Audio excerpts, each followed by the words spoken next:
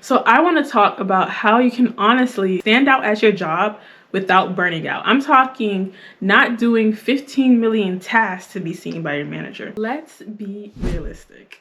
Nobody really wants to work. We honestly want to be able to go to our job, do the minimum as possible, and still get the highest reward from it.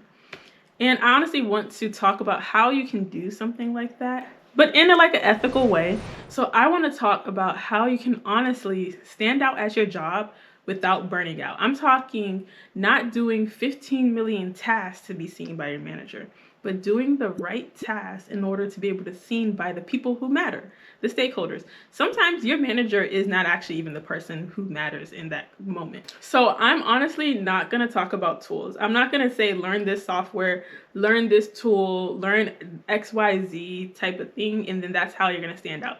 No, I'm going to talk to you about working on highly visible tasks. So working on highly visible tasks is how you stand out so that you don't burn out. Like, you're not doing 15 million tasks to get the attention of somebody high up or somebody who is of value. So for example, when you go to a new company, you go and then the first few days you honestly are just kind of checking and seeing who are the top dogs, who are the stakeholders, who are the big guys, like the ones who have sway, the ones who, if they say something to your manager will do it. And a lot of times it's the leads, like the technical leads. So say it's the software technical lead, or say it's the testing technical lead. I don't know, whatever you do, you go and you find out who the person is that has your manager's ear. In order for you to stand out, it's honestly not about how many tasks you've done within the last week, how many tasks you did within the last month when it's time for your yearly review, but it's like, how impactful were the tasks that you worked on to the people that actually matter. So you could have done 15 million things, but nobody really cares about those things because it didn't really help drive anything. But if you worked on 2 or 3 things that really made an impact, that's what's important. So instead of trying to do a whole bunch of stuff, figure out who has sway, find that person, and then see what is their pain points. What do they complain about at work? So when I went to a company and I was working there, I noticed that our software engineering lead was like almost more important than our manager at that point. Like, she was the person. And she complained about the build times and just the build in general. I joined the build team. And when she was looking for somebody to do different things, I think I actually went to her and I was like, oh, what are some of the different things for the build team? Like, what can we do? And she was talking about updating build scripts. And I was like, I'll take that task on. And to be honest with you, even though I didn't know how to do it, she was just happy that somebody was willing to do it. Somebody wanted to learn to do it. And because of that, I ended up growing like a mentor-ish type relationship with her.